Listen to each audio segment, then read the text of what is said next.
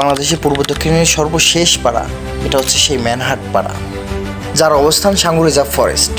আমার এই পাড়ায় পৌঁছাতে একটানা 6টা দিন হাঁটতে হয়েছে।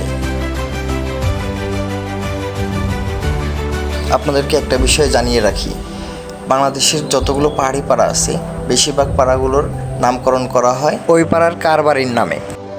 প্রতিটা পাড়াতেই প্রধান আছে, আর এই প্রধানকে বলা হয় কারবারি।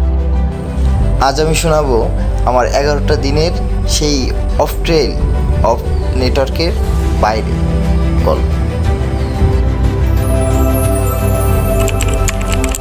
2024 সালের অক্টোবরের দিকের কথা। হঠাৎ খবর আসে পাহাড়ে যেতে হবে, ব্যাগ রেডি। তবে যাওয়ার আগে আমরা জেনে বুঝে মৃত্যুকূপের দিকে রওনা হই। আমরা পুরো 6 জনের একটা টিম, 6 জন মানুষ এক এক চরিত্রের। আলীকদম থেকে বাজার সদাই করে পাহাড়ি পথ ধরে পাহাড়ের উদ্দেশ্যে রওনা। পুরো পথ জুড়েই ঝিরি, পাহাড়ি পাড়া, ছোট বড় অনেক পাহাড়। হাঁটতে হাঁটতে বন্ধু র্যাংলয়ের সাথে দেখা।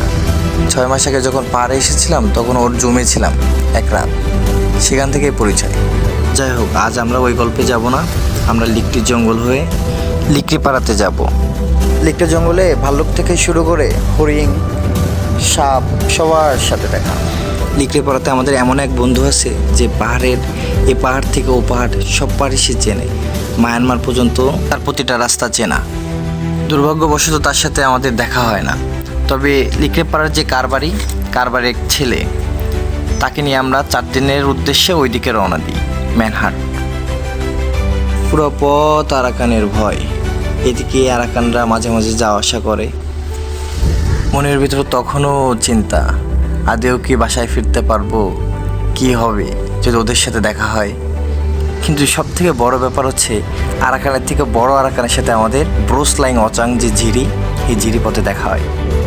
দেখার ব্যাপারটা আরও বেশি ইন্টারেস্টিং যখন আমরা হাঁটতেছি, জুম থেকে দেখতেছি একজন হই হই এমন করতে করতে আসতেছে, যে কে। আমরা ভাবতেছি, পরে দেখি হাতে দাও নিয়ে পরে সামনে চলে আসলো আমাদের, এসে বলতেছে যে এই রাস্তাতে যাওয়া যাবে না। তো আমরা যারা আছি সবাই আমরা বলতেছি যে কেন যাওয়া যাবে না, বলে না এই রাস্তাতে আমি যেতে দেবো না, আমার জীবন থাকতে আমি এই রাস্তাতে যেতে দেবো না। তখন ওর হাতে আমাদের হাতে কিছুই নেই। আমরা তখনও কিছুটা ভয় পাচ্ছি, তবে রাগও হচ্ছে যে কেন যাইতে দেবে না, এত দূর আসছি কেন যাইতে দেবে না। এই কোনো নয় বিনিময় করার পরেও সে বললো এই রাস্তাতে সে কোনোভাবে যেতে দেবে না। তো আমরা পরে এসে আমরা সবাই মিলে একসাথে সিদ্ধান্ত নিই যে আমরা এই রাস্তা দিয়ে যাব, এই ঝিরি পথ দেখবো, এই রাস্তা দিয়ে আমরা ম্যানহাটের দিকে যাব। ঝিরি ধরে হাঁটতেছি, হাঁটতে হাঁটতে দেখি যে ওনার একটা বাসা, ওনার যে ঘর, উনি একা থাকে, মানে উনি একটা এরিয়া নিয়ে উনি একা থাকে, ওই সাইডে আর কেউ থাকে না। তো আমরা ওনার বাসা ক্রস করে যখন চলে গেছি, কিছুটা সময় পর দেখলাম অনেক চিল্লাচিল্লি, উনি আবার দৌড়ে আসছে আর কি আমাদের দিকে। সে বলতেছে যে যাওয়া যাবে না, কোনো অবস্থাতেই যাওয়া যাবে না, এখানে হয় আমাকে কেটে রাখতে হবে, না আমি কেটে রাখবো, মানে এমন কথা আর কি। তো মানে আসলে ওনার এমন না, কিন্তু ওনার চাচ্ছে না যে আমরা ওদিকে যাই। সেদিন তার কথা না শুনে আমরা আমাদের গন্তব্যের দিকে চলে যাই। তবে 2-1 দিন পরে আবার তার সাথে আমাদের দেখা হয়। দেখা হলে অনেক কথা, তারপরে একটা ভালো সম্পর্ক হয়ে যায়। সেই সময় ও আমাদেরকে বলে যে বন্ধু তোমরা মধু নিয়ে যাও, মধু এটা নিয়ে যে বাসায় খেও, এটা পাহাড়ি মধু অনেক ভালো। তো আমরা আর কি মধু টধু নেই না, তবে তাকেও বলি যে তোমার কোনো অসুবিধা হলে তুমি শহরে যাবা, যে আমাদেরকে জানাবা।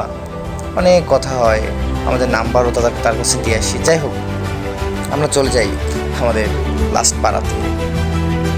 কি এক অদ্ভুত ব্যাপার, পাড়াতে ঢোকার সময় দেখি 4-5 জনের মতো বন্দুক হাতে দাঁড়ায় আছে আর কি, ওরা ওইদিকে উঠবে পাহাড়ের দিকে। তো ওদের দেখে আর কি আমাদের অবস্থা তো খুব বেশি খারাপ, আসলে কি হতে যাচ্ছে আল্লাহ জানে, আল্লাহর কি রহমত।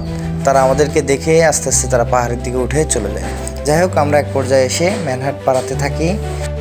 ম্যানহাট পাড়াতে একদিন থাকার পর আমরা জানতে পারি যে লিকটির ওইদিকে আরাকানের আস্থানা হয়েছে। তো আমরা 2 দিন থাকি আর কি ম্যানহাট 2 দিন থাকার পরে আমরা আর কি আস্তে আস্তে বের হই। অনেক কাহিনী ভিতরে। ভালো থাকুক আমার পাহাড় দেশের মানুষ।